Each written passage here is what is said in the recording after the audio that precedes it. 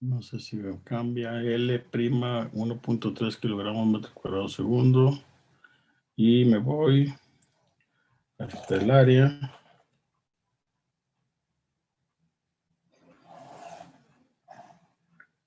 Y saco punto 330. ¿Sí está?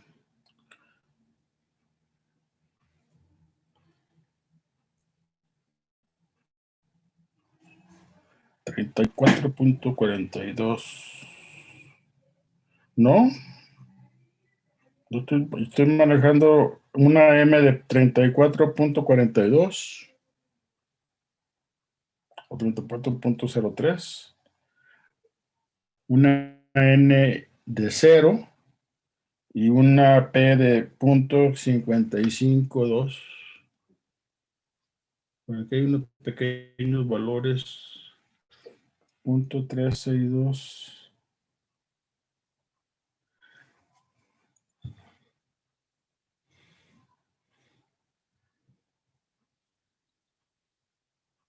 No sé dónde salió, están ligeramente diferentes, pero el punto 34, si lo tomo yo como referencia, es el que tengo yo ahí para el caso de un rango de .68 a 12.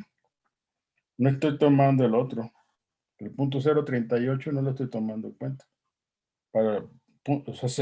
No sé si estás viendo la tabla 6.4. Sí, profesor, del tribal segunda edición. Porque tú me dices que el rango de 2 a 6.1 y la M de 68. Y yo en mi cálculo tengo 34. No, yo no brinqué al otro rango. Lo que sí me llama la atención, y sí manejo la N igual a 0, pero no sé por qué puse .362 contra .55. Eso sí lo tengo que checar. Sí, ahí fue cuando, en el valor de P, donde me perdí. Ok, bueno, entonces ahí sí corrígele. O sea, punto 55. Pero mismo así no brincas al otro, ¿eh? Que es menos .47. ¿Sí me explicó? Sí, profesor. Bueno, chécalo, ¿no? Sí, gracias. Voy a ver qué onda, y si hay algo te lo comento por correo, Sí, gracias. para no abusar el tiempo de tus compañeros. ¿De acuerdo? ¿Y lo del CP ya quedó claro? Sí, se me había escapado el por 10 del coeficiente A.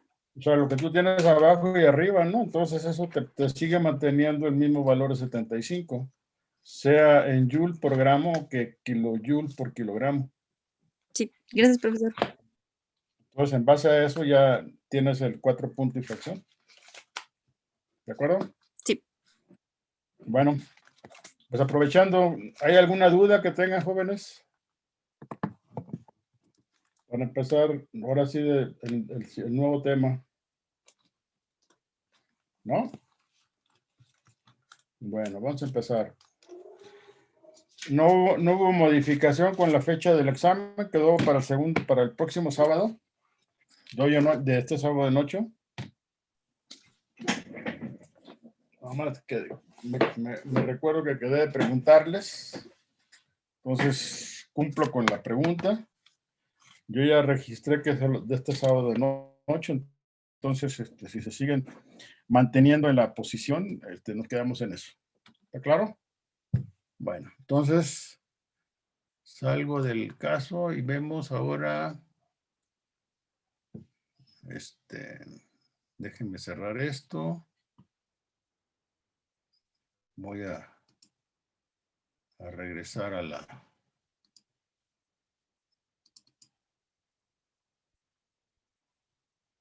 cuestión esta de secado. Estas las notas de secado que habíamos quedado la clase pasada habíamos comentado, empezado a comentar sobre este diagrama de flujo, para llegar, o sea, toda la política que se sigue, vamos a llamarle así, el procedimiento que se sigue para establecer una ruta lógica que toma en cuenta prácticamente toda la información que como ingeniero tiene uno que tomar en cuenta para el diseño del secador, pero tomando en consideración a ciertos aspectos particulares de otros procesos, esta ruta es ¿cómo se llama? Vamos a llamarle universal, ¿no? Que parte de la conceptualización del proceso o del producto que quiere uno obtener, pasa por un estudio experimental, ¿verdad? Relacionado con el producto que estamos tratando de obtener, o sea, a propósito del proceso. Después hay una especie de simulación que se maneja en términos de los parámetros que se obtuvieron o se adquirieron a través de los experimentos, de las pruebas a nivel piloto, etcétera, y la información obviamente teórica relacionada con los fenómenos de transporte, los fenómenos cinéticos. Aquí hablamos también de cinética, a diferencia en el caso de reactores que hablamos de cinética de la reacción, aquí hablamos de la cinética del secado. Y bueno, toda esa información se mete en los modelos, se simula y de alguna forma se puede llegar al diseño del secador. Es un poco la idea. Luego, después de esto, déjenme cambiar de escenario con otra.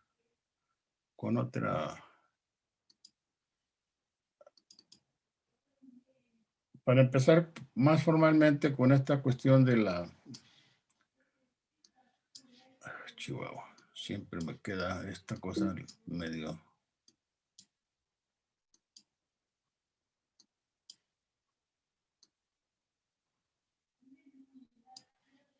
Bueno, déjenme abrirlo todo entonces. Ahí está. Y vamos a hablar de lo que es fundamentos del secado, del sólido. ¿Es lo que hace a ver bien? Sí, ¿no? Sí. La parte de los fundamentos. Partimos, pues, obviamente, de un aspecto que es, vamos a decir, básico, ¿no? Es decir, el secado de sólidos es una operación que consiste en reducir de manera cada el contenido de humedad de los mismos, o sea, los sólidos, por medio de un agente que transporta el calor y además acarrea el vapor de agua generado. Creo que esta es la definición más pura del proceso de secado. ¿Sí? De ahí pueden ustedes intuir que tenemos una transferencia simultánea de calor y masa. Es un proceso que va de la mano. No podemos hablar de que no tenemos transferencia de calor, porque si no se da la transferencia de calor, no se daría en forma controlada la evaporación. Pero así podemos secar un sólido sujetándolo a una corriente de gas, de aire a temperatura ambiente.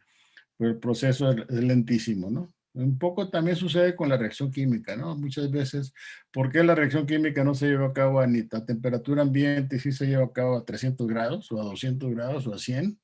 Bueno, simplemente porque estamos incidiendo en la velocidad de la reacción. Así, en términos muy puros, ¿sí? Entonces, los sólidos pueden ser orgánicos o inorgánicos, ¿sí? Y el transportador de energía, pues va a ser el aire, básicamente. ¿Sí me explico? O sea, el aire es el agente que sirve para transportar, al meter aire caliente al secador, pues es un medio que estamos haciendo llegar el calor al sólido, ¿verdad? Y a la vez, ese mismo aire en la corriente que tiene, arrastra literalmente el vapor de agua que se esté formando producto del secado. O sea, el secado se da por un proceso de evaporación del agua líquida que contiene ese sólido. Entonces, podríamos decir que la operación de secado es una operación unitaria que consume mucha energía. O sea, contra lo que se pudiera haber pensado, es una operación cara. Entonces, aquí hay un asunto de que el 65% de la energía utilizada en una planta prácticamente se emplea en la deshidratación de sólidos. En términos muy generales, ¿no? O sea, quédense con la idea de que es una operación cara. Es necesario generar la energía para poder calentar el aire, el sistema y poder, ¿cómo se llama?, producir lo que buscamos.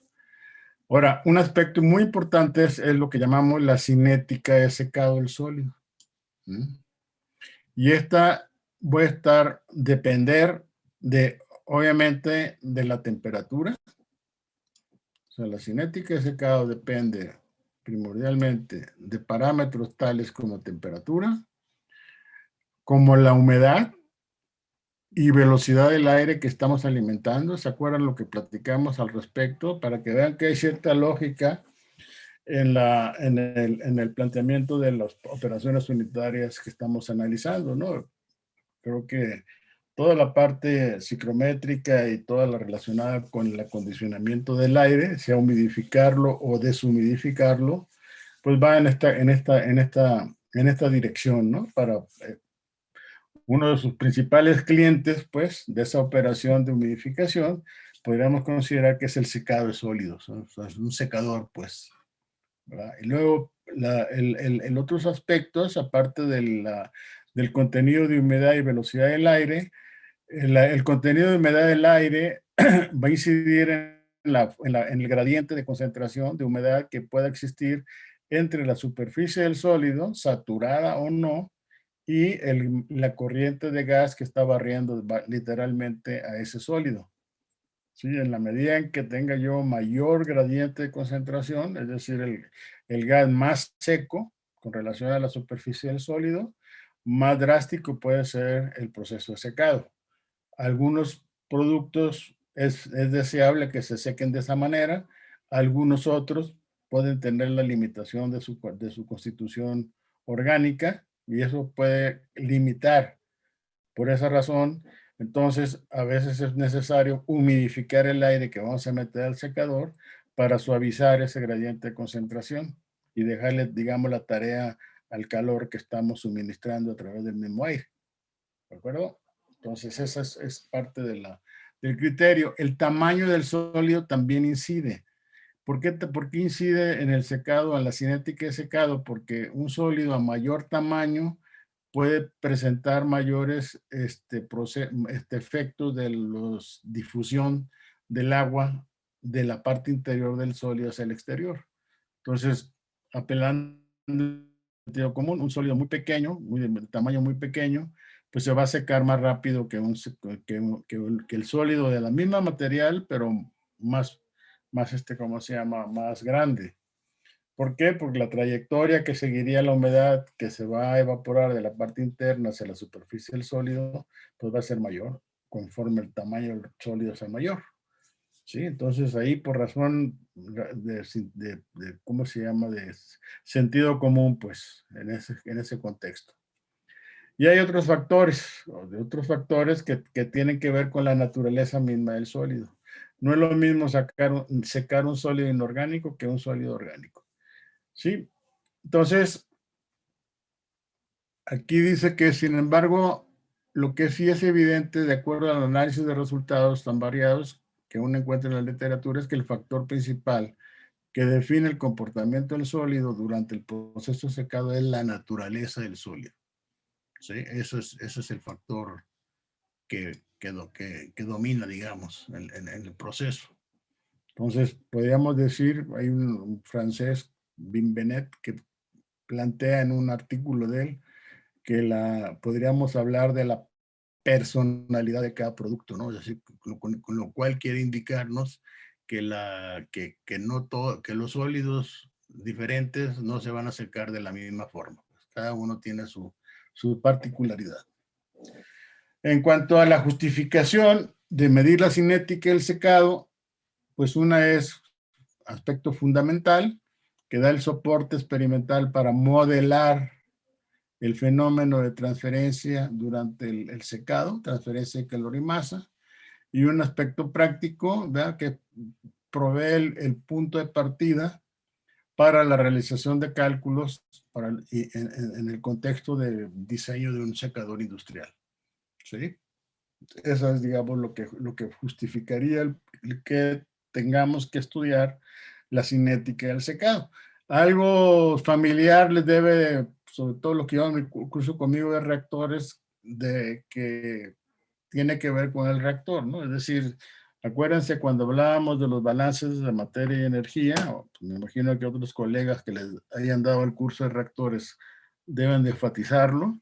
Si no tenemos una tasa de reacción confiable, una cinética de reacción con un valor de la energía de activación, vamos a decir, apegada al sistema reaccionante, el orden de reacción correcto, etcétera, pues el diseño del reactor, quién sabe qué nos dé. Entonces, por esa razón, en el curso de reactores se enfatiza, por lo menos yo lo hago, la cuestión de establecer bien la cinética de secado para de ahí derivar un diseño del reactor, vamos a decir, adecuado.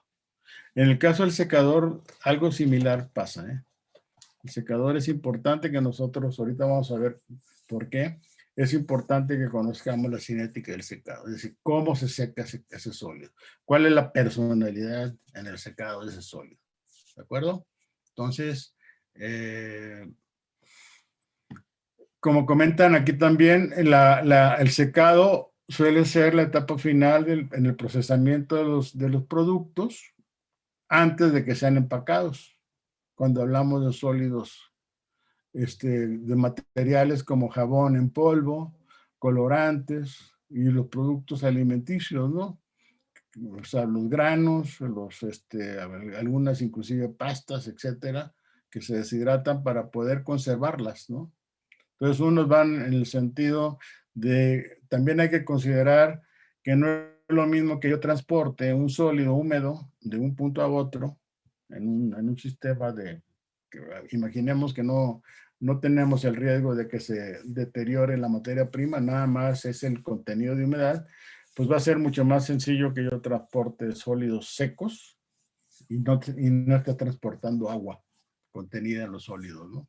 Entonces, desde el punto de vista económico también esto es justificable.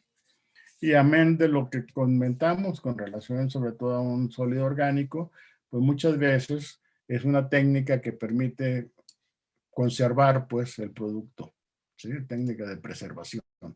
Se podría considerar el secado. ¿Ok? Entonces, la forma como se suministra calor al sólido que se va a secar es un proceso que se puede clasificar por contacto directo o contacto indirecto.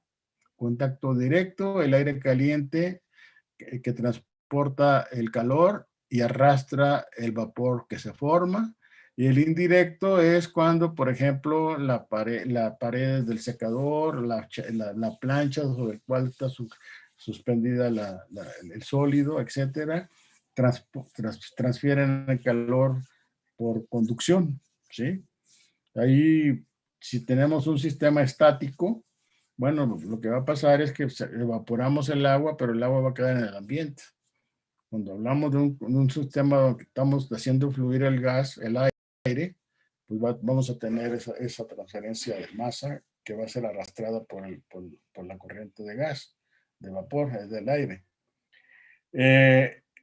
Ahí nos lleva a un fenómeno que ustedes deben haber visto cuando tuvieron transferencia de calor, el fenómeno de transporte en transferencia de calor, donde hablábamos de convección natural o convección forzada. La forzada es la que tenemos, por ejemplo, en esos secadores, esas estufas, esos, etcétera, que estamos haciendo fluir el gas, el aire caliente, que vamos a poder poner en contacto con el sólido, y ese corriente de gas arrastra también el vapor que se formó.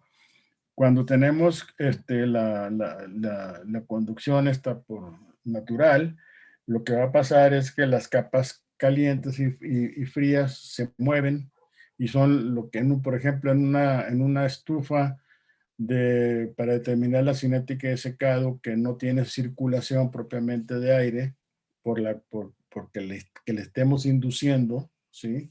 O sea, la que estemos haciendo fluir, pero esa cámara que está caliente, pues a su vez, al mover el aire caliente, sube y el frío baja, ¿no? Entonces, sí hay un aspecto de cierta circulación inducida, natural, que se está dando por el mismo fenómeno del calentamiento, ¿no? De tal manera de que difícilmente el gas va a estar, a menos de que tuviéramos un sistema hermético, o sea, que estuviera sellado. Si es así, pues sí, vamos a levantar el vapor, pero se va a quedar en la atmósfera que está rodeando al sólido que se está secando, ¿no? Y va a llegar un momento en que inclusive en un extremo, ese mismo vapor va a condensar, entonces en lugar de secar estamos rehidratando. ¿Se me explico? Es decir, ese es el punto cuando tenemos un horno, digamos, hermético. Pero si ustedes han observado alguna estufa de calentamiento, pues normalmente tienen la manera como sale el aire caliente. Entonces eso genera pues esa renovación, digamos, del contenido de humedad en la atmósfera que está rodeando el sólido que se está secando. ¿Sí? Y la otra es que también muy importante es, dependiendo de la cantidad de sólido que queramos nosotros operar, pues vamos a hablar de secadores por lotes o continuos. Y esto pues también va en base al sentido común, ya se ha platicado, me imagino que otros procesos que han analizado han visto de alguna forma el comportamiento de un proceso determinado por lot que se comporta por lotes o en forma continua. Los mismos reactores, ¿no? Acuérdense que uno de los reactores que se ve sobre todo en ingeniería de reactores 1 es el reactor de tanque agitado que opera por lotes o el tanque agitado que opera en forma continua. Y normalmente el criterio que establece el que trabaja en un reactor de una forma o la otra es la cantidad de material que quieren procesar. Bien, esto lo voy a pasar muy rápido porque esto de alguna manera es lo que vimos en el tema de humidificación anterior, ¿sí? Las gráficas de presión-temperatura, las humedades. Seguimos con la nomenclatura del libro de Treibal, que es la Y sola está referida más a moles. Y de hecho aquí lo ven, ¿no? Por definición, la relación de presión parcial entre la presión, aquí entre la presión total, digamos, esto me daría un contenido de humedad en moles, vamos a decir, en base a humedad. Cuando yo la presión parcial total le quito la presión parcial, me va a quedar la presión correspondiente al aire seco. Pensando nuevamente en el sistema aire-agua, ¿eh? O sea, es el contexto en el que nos movemos para estas dos operaciones unitarias. Entonces, estoy seguro que ustedes recuerdan eso, ¿no? Que la relación de presiones parciales con la presión total les da una definición de fracción molar, por definición, ¿sí? Y ya utilizando los pesos moleculares, pasamos de esa base molar a la base másica. Y lo manejamos en términos del peso molecular, del peso del sólido, del gas seco. ¿Ok? Bueno, entonces esto ya vimos toda esta cuestión, el porcentaje de humedad relativa, punto de rocío, el calor húmedo, el volumen húmedo, ¿sí? Que está relacionado y la entalpía aquí lo que hacen es hacer la fórmula más estrecha, que es el aplicarle a la definición que vimos de la entalpía del gas, que si ustedes recordarán, metemos la fracción molar del componente por el Cp de ese componente si fuera líquido, ¿verdad? Por la diferencia de temperaturas entre la temperatura en la que está el gas menos la temperatura de referencia y luego hacemos la relación del calor latente de vaporización a la temperatura de referencia. Y eso constituye la entalpía de ese componente y lo sumamos al del vapor, que tiene que ver con el Cp, por la diferencia misma de temperatura y la lambda.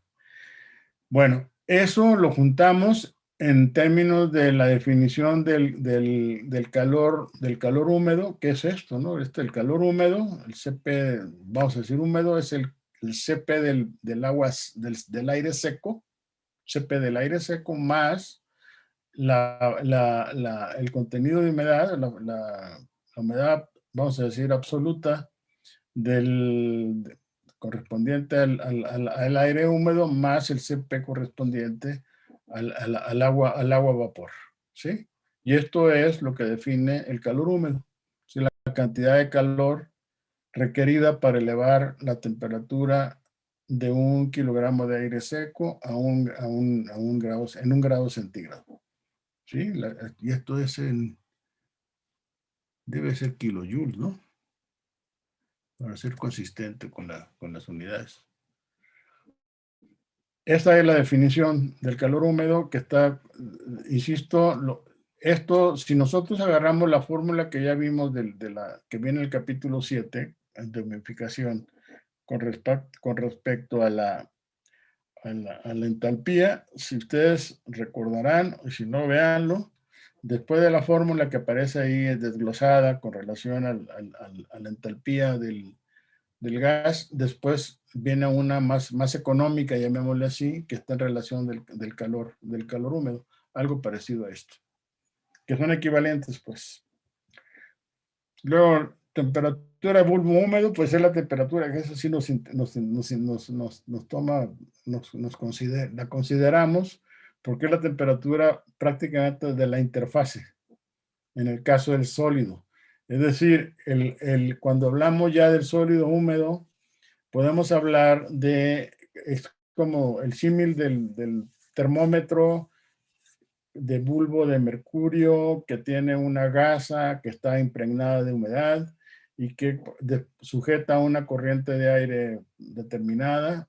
Debe ser una velocidad de aire, vamos a decir, muy puntual, permite que esta temperatura alcance un punto de equilibrio, y esa temperatura se conoce como la temperatura de bulbo húmedo. En el caso de los sólidos que estamos nosotros secando, tendríamos nosotros el concepto de temperatura de saturación, que es la temperatura de la interfase entre el sólido húmedo y la corriente de gas que está bañando a ese sólido. Y esta temperatura de interfase suele manejarse desde un punto de vista práctico como la temperatura de bulbo húmedo, ¿sí? Bueno, el contenido de humedad de equilibrio. Normalmente lo que se hace es graficar la humedad relativa del gas, en función del contenido de humedad del sólido, ¿sí? Entonces podemos tener este comportamiento de esta curva que está aquí, la curva de equilibrio. Nuevamente también le debe sonar. Estas operaciones unitarias siempre llevan una curva de equilibrio, las que acabamos de ver de humidificación, enfriamiento, etcétera. Acuérdense que diseñábamos la torre tomando en cuenta la curva de equilibrio, las H con asterisco, y la curva y la línea de operación. En este caso específico, esta es la curva de equilibrio que tendríamos nosotros, ¿verdad? Que nos daría cuenta de cómo, en función de la humedad, el contenido de humedad del gas, del sólido, perdón, vamos a tener un determinado contenido de humedad relativa del gas, ¿sí? Ahora, aquí distinguimos lo que llamamos la humedad de equilibrio, que está relacionada con esto. Significa que a una presión y temperatura dada, con un contenido de humedad en el sólido, vamos a tener una relación de humedad en el gas de equilibrio que no se va a mover si no le movemos nada, ¿no? En términos de variar temperatura, presión, lo que sea, o flujo de aire, o en fin. Y el agua que está contenida dentro del sólido va a tener un estado como el que llaman de agua ligada o no ligada, que es la agua retenida o el agua no retenida, o bien el contenido de humedad que le llaman libre. ¿Eso qué significa? Eso significa que cuando yo estoy sacando el sólido, voy a tener de la humedad de equilibrio hacia la derecha lo que llamamos la humedad libre. ¿Sí? Esa humedad de equilibrio la vamos a ubicar en esta parte, en esta línea punteada.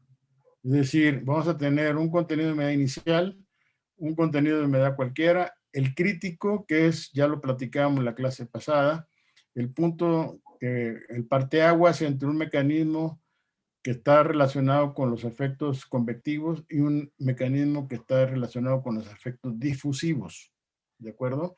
Y si seguimos secando el sólido, este tiende al infinito, vamos a llamarle así exagerando, encontraríamos una humedad de equilibrio. Esta humedad de equilibrio es la que estamos planteando aquí. ¿Sí? Aquí en este punto, por ejemplo, tendría yo una humedad de equilibrio. Y entonces, si yo me muevo de aquí para arriba, pues esta humedad, toda esta humedad es susceptible de que yo se la quite al sólido. De aquí para abajo ya no va a ser posible a menos de que le metiera más temperatura en general. Esta curva podría caer más si yo le metiera aquí más temperatura, pero a las condiciones de operación del secador que yo esté manejando, ya sea en el laboratorio, lo que sea, yo voy a encontrar una humedad que después de un tiempo X suficientemente largo, ya la humedad ya no varía en el sólido, se mantiene constante. Eso no significa que el sólido esté seco, ojo, significa que alcanzó un contenido de humedad de equilibrio. Y eso es lo que está representado aquí. Y esto lo vemos aquí en esta curva que está aquí al lado derecho, es decir, al graficar el contenido de humedad en función de la humedad relativa del gas, podemos tener aquí esta tendencia, ¿sí? De la curva de equilibrio, y de este punto hacia abajo nosotros no vamos a poder secar, pero en cambio de aquí para arriba, sí. ¿Ok? Entonces, el planteamiento, a lo que quiero llegar es que el proceso de secado no es tan simple como decir, ok, yo agarro un sólido, lo sujeto a un efecto de temperatura y lo seco. Sí, pero la cinética lo que me va a estar indicando cuáles son los límites en el proceso de secado. Entonces, estos tres dibujitos, bolitas que ya también platicamos un poco al respecto, podemos decir que esto que se asemeja a un huevo estrellado, tendría la parte interna que sería la yema, el equivalente a la yema, y la parte externa que es la clara, ¿no? Entonces, esto es lo que me está indicando es que yo tengo aquí un contenido de humedad en exceso.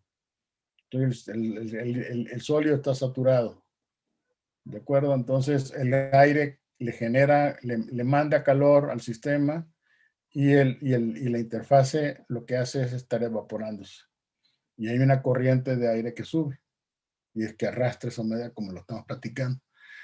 Por razón natural, conforme aumenta el tiempo de secado, va a haber puntos donde aparecen puntos secos y va a seguir habiendo puntos húmedos, ¿de acuerdo? En la superficie externa del sólido. Entonces aquí vamos a tener una combinación de evaporación directa del agua que se encuentra en exceso y aquí va a haber cierta cantidad de agua que viene de la parte interna, sale a la superficie y se evapora. Entonces aquí ya tenemos una combinación de los dos fenómenos convectivos más difusivos. Y en el último estado, que es este que está aquí, aquí ya tenemos prácticamente el sólido en la parte externa seco y lo único que está pasando es que la humedad de la parte interna por diferentes mecanismos está saliendo a la superficie y es arrastrada por la corriente de gas. Y esto es estrictamente lo que llamamos el periodo secado decreciente. Bien, vamos a ver. Vean, mantengan esto en mente para ver lo que sigue. La curva de secado. Las curvas de secado son la parte medular del diseño del secador, que tiene que ver con que nosotros conozcamos esa personalidad de ese sólido que se está secando. ¿Sí? ¿Cómo se seca? ¿Presenta puro periodo de secado constante? ¿Presenta puro periodo de secado decreciente? ¿O presenta la combinación de los dos fenómenos, mecanismos de convección y difusión? ¿Sí? Para eso tenemos que hacer una gráfica, digo una tabla donde exactamente como lo hacen ustedes para investigar la cinética de una reacción química, ¿no? O sea, ustedes parten normalmente de una tabla donde relacionan el tiempo con el contenido, con la concentración del reactivo que se está consumiendo. Eso es una, vaya, eso lo han visto, ¿cómo se llama? Durante los 2 cursos que han llevado de reactores, o el que están llevando. Parten de una tabla, tienen el tiempo y tienen la concentración. Bueno, en este caso, vamos a partir de una tabla en la que vamos a seguir en el tiempo, aquí lo pongo, cómo esta masa del sólido va variando en función del tiempo hasta llegar a un contenido de medio equilibrio. Y aquí le pongo el infinito para indicar que es lo suficientemente largo este tiempo para que se alcance este contenido de humedad final. ¿Ok? Eso partimos. Eso es la primeritita paso que ustedes harían a nivel laboratorio para entender qué es lo que está sucediendo con ese sólido. ¿Sí? Ahora, el otro dato es lo que llama la masa seca del sólido que estamos deshidratando. Eso normalmente lo que se hace es, hay protocolos en la literatura, sobre todo con relación a los sólidos orgánicos. La AOAC es una chamber que estandariza procedimientos para deshidratar una infinidad de productos. Y normalmente en el caso de los sólidos orgánicos, lo que recomiendan es temperaturas que estén arriba del punto de ebullición del agua, o sea, alrededor de 100, 110 grados centígrados durante tanto tiempo, ¿no? Entonces, un protocolo típico podría ser, vamos a pensar en que vamos a deshidratar maíz. Entonces, en una muestra de 20, 30 gramos de maíz, lo que piden es muélelo, mételo a un molino y ese polvo que sale de ahí, ¿verdad? Lo metes a una estufa y le determinas la cantidad de materia seca que contiene. Entonces lo sujetas a más de 100 grados centígrados durante 2 horas o 3 horas y lo sacas y de acuerdo a la norma, esa sería la masa seca que contienen esos 50 gramos con los que iniciaste el experimento. ¿Sí? Esa situación no se daría si tú estuvieras secando en el secador, a temperaturas que van a estar por debajo de los 100 grados, porque no vas a secar un sólido que quede, ¿cómo se llama? De entrada ya lo quememos, literalmente, ¿sí? Sino que tenemos que cuidar la naturaleza de ese sólido. Entonces, normalmente no recomiendan, en el caso específico de granos como de otros productos, no recomiendan secar a temperaturas mayores de 70, 80 grados. Ya 80 grados estás en el límite. Pero entonces eso no te va a dar la masa seca contenida en la muestra que estás secando. Entonces son 2 eventos diferentes, es lo que quiero enfatizar. O sea, primero en el secador o en la estufa donde están haciendo el experimento, determinan el peso y ustedes lo que hacen es definir ciertos tiempos, ¿no? ¿Qué es lo que hacen cuando hacen la práctica de secado en el laboratorio de procesos químicos 2? Meten las charolas en el secador con el producto que van a secar y cada tanto tiempo, cada 5 minutos o cada 10 minutos, van monitoreando cómo va el peso, porque se está midiendo en continuo, cómo va disminuyendo ese peso conforme pues se va evaporando el agua que sale pues del sólido húmedo. Eso nos lleva, entonces les decía, y luego ese sólido, después del experimento, que a lo mejor duró 3 horas, por decir algo, ese mismo sólido lo meten a una estufa y le dan un jalón de 100, 110 grados y van a notar que todavía se siguió secando. Bueno, esa es la masa seca. Y eso nos permite definir estos 2 términos que están aquí. Siguiendo un poco la nomenclatura de los procesos, las operaciones unitarias, la X minúscula podría ser el contenido de humedad base húmeda. Noten que estamos dividiendo, secando la masa del sólido húmedo menos la masa del sólido seco, que ya les dije cómo se obtiene, entre la masa del sólido húmedo. Esto sería el contenido de humedad base húmeda.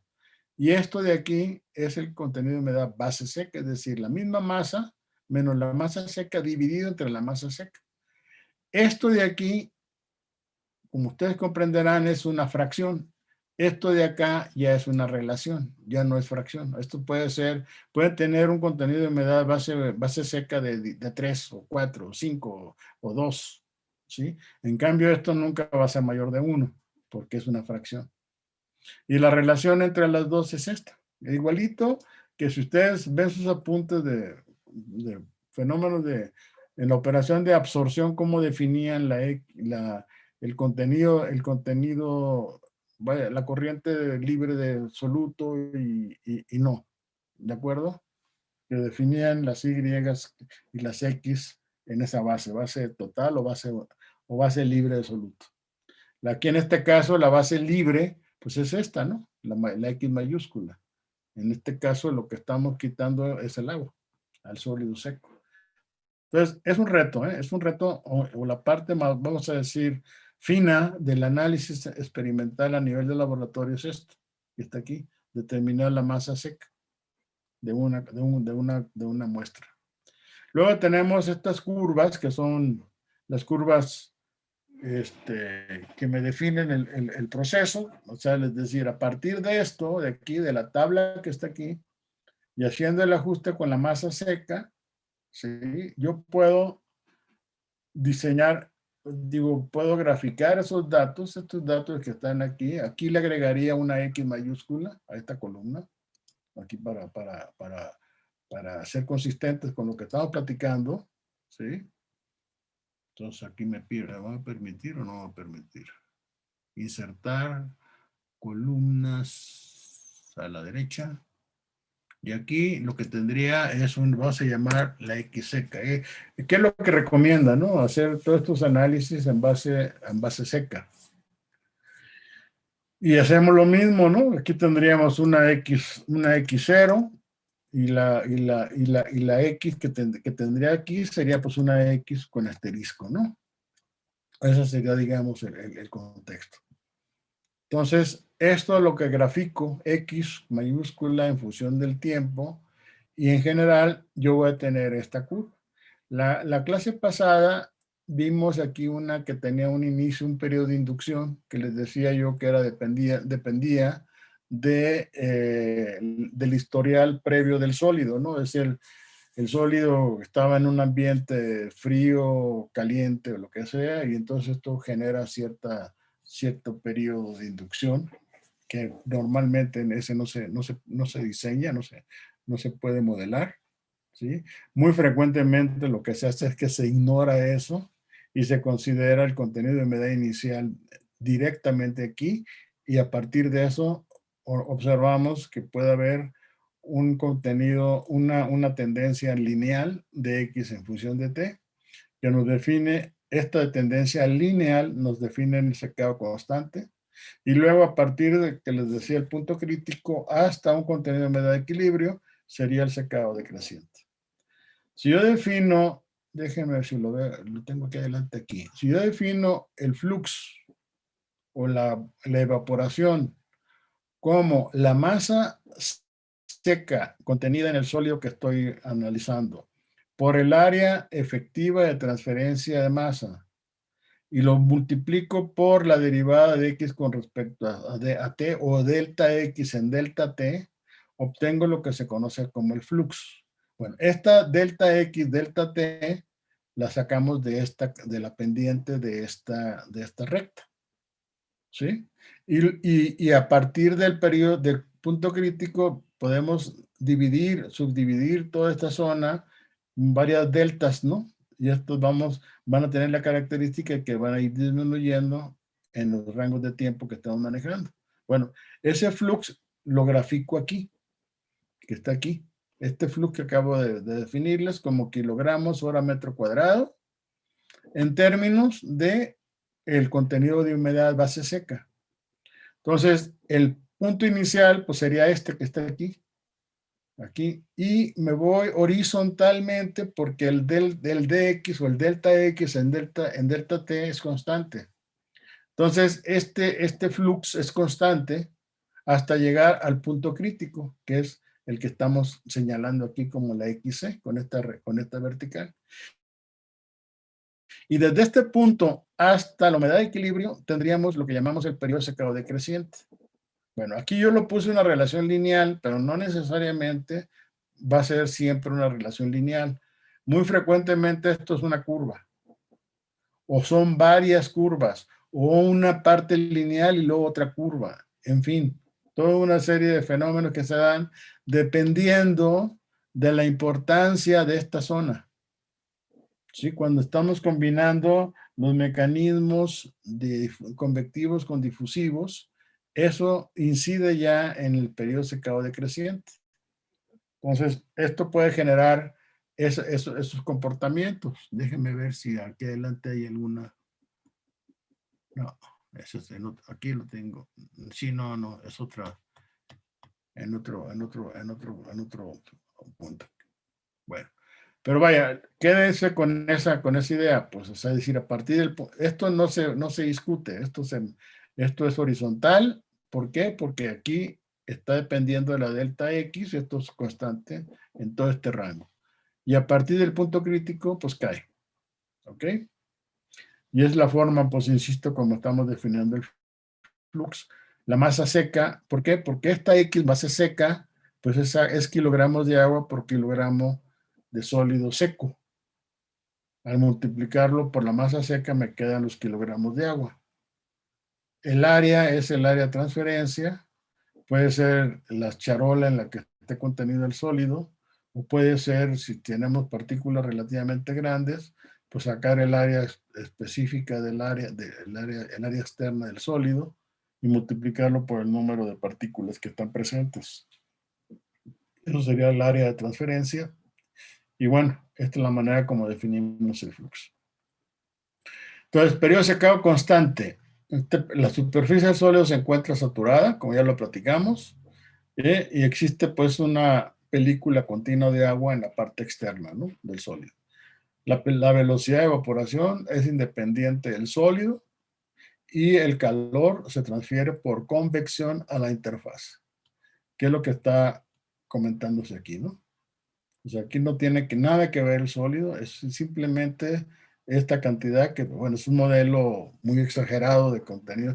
O sea, no vamos a tener el agua así, pues, pero se puede interpretar de esa forma. En el caso de sólidos porosos, el agua que proviene del interior lo hace a la misma velocidad con que se está evaporando en la superficie. También eso puede ser cierto. Es decir, si yo tengo un sólido que es muy poroso, o sea, que no presenta la parte interna resistencia a la transferencia de masa del interior hacia el exterior, entonces podría comportarse ese sólido como si siempre estuviera sujeto a un periodo de secado constante. Y eso se traduciría en que en lugar de tener esta parte, yo tendría desde aquí hasta casi llegar al equilibrio una recta. Y entonces ahí podemos hablar de que el sólido se seca en puro periodo de secado constante. Y los efectos convectivos son los que dominan el proceso. O vamos al otro extremo, donde tenemos prácticamente toda la humedad al interior del sólido desde un principio, y siempre vamos a tener, en lugar de recta, curva, ¿no? Vamos a tener una curva completa, y esa curva completa lo que me va a estar indicando es que tenemos siempre periodo secado decreciente y no hay periodo secado constante. O la combinación, que es el caso que estamos representando aquí. Bueno, entonces, el periodo secado constante sería esto. La temperatura de la superficie es aproximadamente la de bulbo húmedo, bueno, todo lo que hemos platicado, ¿no? Y el periodo termina cuando se alcanza el contenido de humedad crítico. Periodo secado constante. Método de cálculo. El método de cálculo para este periodo es normalmente lo que se hace en estos casos para determinar o dimensionar un secador, es establecer el tiempo que es necesario invertir para pasar de un contenido de humedad X1 a un contenido de humedad X2. Si estamos hablando de puro periodo secado constante, X1 y X2 puede ser el punto inicial, que es X1 sería X0, y cualquier punto antes de llegar al punto crítico, o inclusive el punto crítico. Ya acá ya no tendríamos ya no podríamos aplicar ese método de cálculo, porque ya brincamos la barrera del mecanismo que está dominando de convección a difusión. ¿Sí? Entonces, si ubicamos X1 y X2 valores mayores a XC, o sea que estamos hacia la izquierda, tanto X1 como X2 están, ¿vale? Yo puedo aplicar en la definición del flux que estoy aplicando aquí, ¿sí? Para calcular el tiempo de secado, lo que hago es el tiempo igual, lo integro, o sea, paso esto dividiendo, paso multiplicando el dt, y el NA lo paso a la derecha. Como esta es la masa seca, entonces esa masa seca pues es constante por definición. El área, ese sí hay que tener cuidado con esta área de transferencia porque puede ser constante razonablemente o puede variar dependiendo muchas veces de la geometría del sólido que estamos nosotros deshidratando. ¿Ok? Ya veremos algunos ejemplos al respecto. Integramos desde X1 a X2 la dx en n. Ahora, esta n, como es un periodo secado constante, o sea, que está relacionado con esta parte, entonces la podemos considerar constante, la sacamos de la integral y ya nos va a quedar el tiempo, va a ser este término de LS entre el área por el flux en el periodo secado constante por X1 menos X2. Y eso me daría el tiempo que tardaría ese sólido en esas condiciones para secarse de tal contenido de humedad a otro contenido de humedad que yo quiero, que yo busque. ¿Ok? Ese sería, digamos, el procedimiento que se seguiría para establecer el tiempo de secado. Ahora, el tiempo de secado, ¿por qué es importante? Porque el tiempo de secado en una operación por lotes nos va a indicar cuánto tiempo debe de permanecer ese sólido dentro del secador para que yo transite de un contenido de humedad X1 a un contenido de humedad X2. Y en una operación continua, ese tiempo se vuelve el tiempo de residencia o el tiempo de permanencia de los sólidos dentro del secador. ¿Sí? Yo debo de garantizar que, por ejemplo, ustedes han visto los hornos con los que hacen las pizzas, cuando han estado ahí, que van a comprar una pizza y ven cómo está procesándola. Hay una, vamos a decir, hacen todo el merjunje ahí, le ponen todo el queso y todo el rollo, y ya la tienen la pizza y la mandan a un sistema que va avanzando. Y avanza y se mete dentro de una zona que es la que genera el calor a un determinado contenido de calor, una potencia que tenga el calentador. Pero esa pizza, para que salga ya cocida y salga lista, pues debió haber permanecido dentro de la zona de influencia del horno un tiempo determinado. Bueno, ese es el principio. ¿Sí? Ustedes tienen un sólido que lo están moviendo a través de un túnel o es un sólido que lo están moviendo en un sistema continuo y bueno, lo hacen pasar a través de la zona de secado. Lo que tienen que garantizar es que el tiempo de contacto que tiene ese sólido con el medio calentamiento, puede ser el aire caliente o puede ser esa fuente de calor de radiación normalmente, pues sea el mismo que están ustedes obteniendo acá. Ahora, no es así tan fácil el asunto, se tiene que cumplir algunas condiciones de analogías geométricas, de condiciones de puesta en contacto del sólido con la corriente de gas, etcétera, más o menos en las mismas condiciones que se tienen a nivel de pequeña escala de laboratorio a la escala mayor. ¿Sí? Tienen que la relación, por ejemplo, flujo de aire a masa de sólido que está secando, pues que sea análoga a la que tú tienes a nivel laboratorio, para que te puedas aproximar a los tiempos que están obteniendo a nivel de laboratorio. O sea, tiene su chiste, pues tampoco es así de que yo ya encontré aquí que en una hora se baja de tal contenido de humedad, tal contenido de humedad que es el que me interesa, y resulta que se encuentra en el periodo secado de, constante, ¿no? No sobrepasa el contenido de humedad crítico. Ah, bueno, entonces si es así, pues el tiempo es el que obtengo en el laboratorio. Pero sí hay que tener cuidado, si yo ya voy a extrapolar eso al diseño de un secador, el que tenga yo más o menos semejanzas entre la estructura experimental que yo estuve planteando en el laboratorio con lo que yo voy a diseñar. Ahora, exclusivo del balance del periodo de secado constante, donde tenemos los efectos convectivos, es esta alternativa. Es decir, aquí tuvimos esta, ¿no? Entonces, de la misma definición del flux podemos obtener, conociendo el flux, pero obviamente pues ya conocemos la curva de secado y entonces como conocemos dx en dt podemos conocer NAC, NA en el periodo de secado constante. Y esta masa seca la conocemos también por experimentos y el área de transferencia y el contenido de humedad. Entonces eso es directo. Ahora, puede ser que yo tenga que recurrir a ecuaciones. Y entonces una alternativa de cálculo sería esta que está aquí. Este Q que está aquí es el calor que yo transfiero a través del aire caliente que se pone en contacto con el sólido. Esto va a ser igual a un coeficiente convectivo de transferencia de calor por el área, por la diferencia de temperaturas entre la temperatura del medio gaseoso.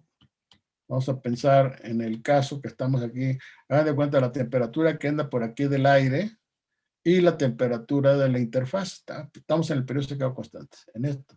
Aquí hay una temperatura y aquí hay otra temperatura. Ese es el gradiente asociado con la distancia, el gradiente de temperatura que va a inducir la transferencia de calor del medio circundante, el aire que está a 70 grados, y la interfase que se encuentra a 40 grados o a 30 grados. ¿De acuerdo? Entonces, esto me conduce a que yo, para calcular el flux, voy a requerir conocer el coeficiente de transferencia de calor. Ahora, nuevamente, como hicimos en los casos anteriores que hemos estado analizando, pues tenemos que recurrir a correlaciones que me permiten calcular estos coeficientes. El coeficiente de transferencia de calor, por definición, son los watts, metro cuadrado, grado Kelvin. Acuérdense que un watt es igual a un joule por segundo. Ahí aparece el tiempo. Y el área en este sistema de unidades, pues está en metros cuadrados. Bueno, alternativamente tenemos el flux de masa, de masa del agua que se está evaporando. Aquí donde aparece, aquí está metido el tiempo, ¿no? Que igual acá. Entonces, NA igual a KY. Puede ser también que esté multiplicando por el área dependiendo de las unidades que tengamos aquí. ¿Ok? Entonces, en el caso específico, tendríamos este coeficiente, la naturaleza de este K es parecida al que estuvimos analizando en el caso de la humidificación. ¿Se acuerdan que yo les enfatizaba, de acuerdo a la nomenclatura que ven en el libro, que esta Y es una Y mayúscula para enfatizar que se trata de una K asociada con la parte de humedad? Bueno, es la misma que estamos analizando aquí. Pero este par de operaciones, secado y humidificación, son, vamos a decir, las más estrechas entre ellas. ¿Ok? Y ahora el gradiente va a estar, obviamente que la interfase pues tiene mayor saturación o mayor contenido de humedad que la que tenemos en el gas que está circundando. Entonces aquí la diferencia es el contenido de humedad en la interfase, que puede ser la humedad de saturación, menos la humedad que se tenga, humedad relativa que se tenga en el gas que está bañando el sólido que estamos secando. Entonces esto nos da este coeficiente que, insisto, también se calcula a través de correlaciones, que pueden ser muy similares o iguales a las anteriores, a las que ya vimos para el caso de los cálculos que vimos anteriormente, y el contenido de humedad en la interfase que están y en el medio que están relacionados con estas unidades. Esta es la que hermana o que pone estas dos ecuaciones entre sí, que es que la cantidad de calor necesaria para vaporizar un flux de agua determinado es igual a Q por NA lambda. La lambda, acuérdense que es el calor latente de vaporización, evaluada a la temperatura de la interfase. ¿Sí? De ahí sacamos entonces que NA a su vez puede ser igual a Q entre A por lambda, y esto a la vez es H por T menos TW entre lambda, y esto es KY YW. O sea, aquí ya tenemos la relación de los dos balances, tanto de materia como de energía. ¿Estamos? ¿Alguna duda que tengan, jóvenes? Ahora que tenemos aquí el efecto de ciertos parámetros. En el flux va a ser proporcional al gasto másico de aire, al flujo en lugar de gasto voy a poner flujo. Como que más elegante que gasto. ¿Sí? Es el flujo másico de aire, G. Y G', ¿no? Seguimos guardando la nomenclatura que habíamos platicado. Luego, el flujo aumenta al disminuir el contenido de humedad, es lo que les comentaba, ¿no? Es decir, si metemos un aire muy seco o más seco, pues tendríamos favoreceríamos, pues vamos a decirlo así, el flujo de humedad, ¿no? Porque aumentamos el gradiente de concentración o la fuerza directora. Obviamente que la NA también aumenta con el aumento de T, de la temperatura. ¿Ok? Al aumentar la temperatura, pues provocamos más evaporación. Y la NA es independiente del espesor del material, sin embargo, el tiempo de secado depende proporcionalmente de este parámetro. O sea, el flux, una vez que ya se está dando, esto habría que tomarlo con cierta reserva, ¿eh? Porque sí, el espesor puede en un momento dado tener algún efecto. Ya lo veremos más adelante. Y finalmente, para fines de terminar con esta parte, les voy a comentar el periodo de secado decreciente. Periodo de secado decreciente, que es la zona que va del punto crítico al punto de humedad de equilibrio, ¿sí? Tendríamos nosotros el fenómeno, ya se los he platicado. Básicamente es el agua que se está transportando de la parte interna hacia la externa. Esto puede ser por un fenómeno básicamente difusivo, o sea, que está asociado con un gradiente de concentración entre cualquier punto dentro del sólido a la interfase, que es el sólido, la superficie externa seca, o algún movimiento tipo capilar de los sólidos, sobre todo cuando los sólidos son muy porosos, ¿sí? Entonces el mecanismo en que interviene la tensión superficial. A medida que se evapora el agua en un poro, se forma un menisco de líquido, lo cual origina que las fuerzas capilares por la tensión superficial entre el agua y el sólido. Y es lo que genera, vamos a decir, que se expulse el agua ¿cómo se llama? De la parte interna hacia la parte externa. Por esa agua se puede transportar ya sea en forma líquida, normalmente cuando es el fenómeno capilar, o en forma de vapor, que es cuando tenemos el fenómeno difusivo. El fenómeno que se da muchas veces, sobre todo en alimentos, es el encogimiento. Se puede ver un encogimiento, o puede ver también lo que también les comentaba en la clase pasada, un agrietamiento de la parte la superficie externa del sólido, ¿no? Entonces esos fenómenos pueden inclusive hasta ser no deseables para el consumidor cuando ve un producto que tenga un aspecto que no sea el correcto, pues, o sea, que se vea feo, deformado o que agrietado, etcétera, ¿no? Entonces eso, como que el reto de la gente que se dedica al secado de estos materiales que son muy sensibles a los efectos del secado, ¿verdad? Es cómo lograr secar sin afectar tanto el aspecto físico del sólido. Entonces ahí hay otras técnicas como son la liofilización, técnicas de secado por microondas, una serie de cuestiones que inciden en ese tipo de fenómenos. ¿Sí? En fin, no, es el curso, el objetivo del curso, del tema es darles a ustedes una idea de cómo es el fenómeno del secado y bueno, los otros aspectos son ya cosas más particulares, ¿no? ¿Cómo calculamos el tiempo? Pues tenemos aquí lo que habíamos comentado también, que a lo mejor esta recta es una recta, en el periodo de secado creciente lo podemos hacer una recta que pasa por el origen o una recta que puede tener como punto final un contenido de medida de equilibrio. Entonces tendríamos lo que llamamos la recta que pasa por el origen o la recta que tiene un determinado contenido en la ordenada. ¿Ok? Entonces, en ese contexto, pues nuestro NA, el flux, que es LSA entre dx en dt, va a ser igual a A por X, o va a ser igual a B más A por X, donde A y B son los parámetros que hay que evaluar, o A.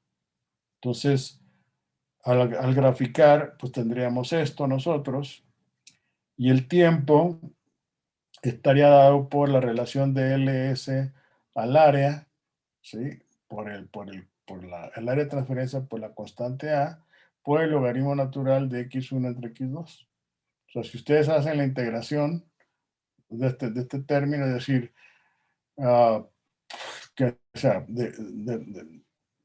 despejan dt para integrarlo, y a x lo pasan del lado izquierdo, y les queda ls a por a, la constante, y eso sería la pendiente, y les va a quedar dx entre x, ¿no? Entonces la integral de x entre x es el logaritmo natural de x, en los límites correspondientes, y tendríamos esto que está aquí.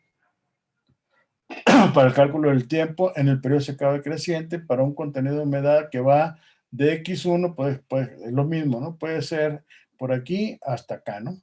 O sea, en este caso, x1 y x2 van a ser menores a la xc, a la punto de equilibrio, como límites. Y en el otro caso, en el caso de la recta que pasa por B, como un punto de origen, que es este de aquí, hacemos el mismo análisis, nos va a quedar que el tiempo va a ser igual a LS a que es la pendiente por el logaritmo natural de esta relación. Otro aspecto que puede estar relacionado con el cálculo es la difusión. Ya directamente, y ahí apelamos a lo que conocemos como la segunda ley de Fick, que ustedes deben de conocer, en la que dependiendo de la geometría del sólido que vamos a estar considerando, si es una placa, un cilindro, una esfera, estas serían las ecuaciones de continuidad que estarían asociadas. Para el caso de una placa, esto sería el caso de un cilindro, y el caso de una esfera es lo que tendríamos. Ahora, las condiciones de frontera, etcétera, son las que darían la pauta, la diferencia entre esta ecuación y esta otra. En estos casos que están aquí representados, estamos considerando que la difusividad es constante. Si tuviéramos además que tomar en cuenta la difusividad, esta nabla cuadrada estaría, vamos a decir, considerando a la D dentro de la definición. Eso es ya una forma más general, ¿no? La nabla cuadrada de ¿cómo se llama? De X. Y en este caso específico, bueno, esto sería lo que estaríamos considerando nosotros como vamos simplificando el sistema, ¿no?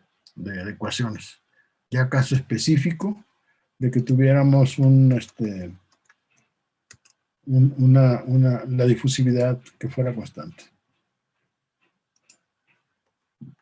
Bueno, jóvenes, ya se me cansó la garganta. Díganme qué opinan de esto. ¿Hay dudas, comentarios? Bueno, esta es otra historia. Por el momento no, doctor. ¿Algún comentario, alguna duda respecto a esto?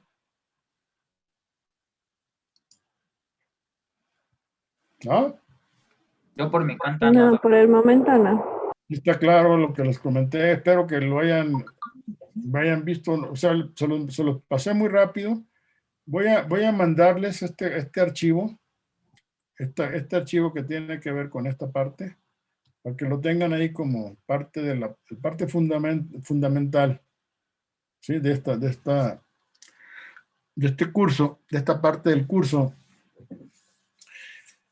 Les aseguro que, como siempre, cuando yo hago estos análisis, la primera, cuando introduzco un tema nuevo, los primeros dos, tres clases son de teoría. La trato de ver lo más ampliamente posible desde un principio, y luego ya después vemos ejemplos. Vamos a empezar a secar, a entender o a familiarizarnos con la literatura relacionada con estos, ¿cómo se llama? Con estos temas, ¿verdad? Y pues con eso terminaríamos el curso. O sea que con esto terminamos la 8ª semana. Ya nos van a quedar 3 semanitas que se van a ir volando seguramente. Entonces, por mí es todo. Si no hay más dudas, para que se pongan a esperar su examen de reactores, los que la llevan. Y pues suerte, tengan suerte con el curso, con el examen. Entonces no hay más información, no hay duda, no hay comentarios. No, doctor, por el momento no. Bueno, Bueno. profesor. Dime. Bueno, es que me dejó un poco intrigado. Dime. Como mencionaba que es una operación muy importante en la planta. Sí, sí. Pues, ¿no ha habido más estudios sobre esto para hacerlo más eficiente o Claro tener que un mejor? sí, claro que sí, es toda una historia, ¿eh? El secador es todo. Les digo, si me apuran, yo los últimos, yo creo que 20 años que he estado en este rollo de la universidad investigando, tengo muchos artículos y mucha información respecto al secado. Justamente es a lo que me he orientado. Yo en una primera etapa de mi vida como académico me dediqué a reactores, pero después me di cuenta que están trabajando con sustancias tóxicas, porque estaba hablando de un problema de oxidación de hidrocarburos. Y la verdad que dije yo, no, pues me entró el espíritu verde y dije yo, no, mejor me meto con procesos donde haya aire y agua, que no contaminan. Y entonces los últimos 20, mis trabajos de investigación han estado relacionados con secado. Secado de sólidos, de alimentos, ¿verdad? Y yo espero durante el planteamiento de este tema, pues presentarles algunos casos, ¿no? Específicos relacionados con esto. ¿De acuerdo? Ah, ok. Bueno, gracias. Ándele pues. ¿Alguna otra duda, comentario? Profe, una pregunta. Dime. Ah, ok. Tú primero, tú primero. Bueno, a ver. Ok. Los documentos de Word pasados, ¿también nos los va a compartir o ya no nos los va a compartir? ¿Cuál? Específicamente. El primero que mandé, ¿Cuál? los Concretamente, de ¿cuál? el primero que vimos y el segundo, de los temas. De los temas de destilación y de Y humidificación. de humidificación, ajá. Ajá. Sí, cómo no. Sí, no tengo nada que ocultarles, o sea, se los mando. Sí les he mandado cuestiones Ajá, sí, los relacionadas otros con sí nos los ha problemas, mandado. etcétera. Pero lo que quieren es la teoría. Sí, profe. Bueno, muy bien. Muchas gracias. De nada. ¿Algún otro comentario? Bueno, jóvenes, pues esperen hay algunos, creo que 2 compañeros de ustedes que me mandaron algunas dudas, los estoy revisando. Algunos otros ya les contesté, Espero que queden satisfechos con lo que les mandé. La intención de que les mandé la solución del examen es que también pues no hay nada que ocultar y que vean que eran problemas que estaban relacionados con lo que habíamos estado viendo.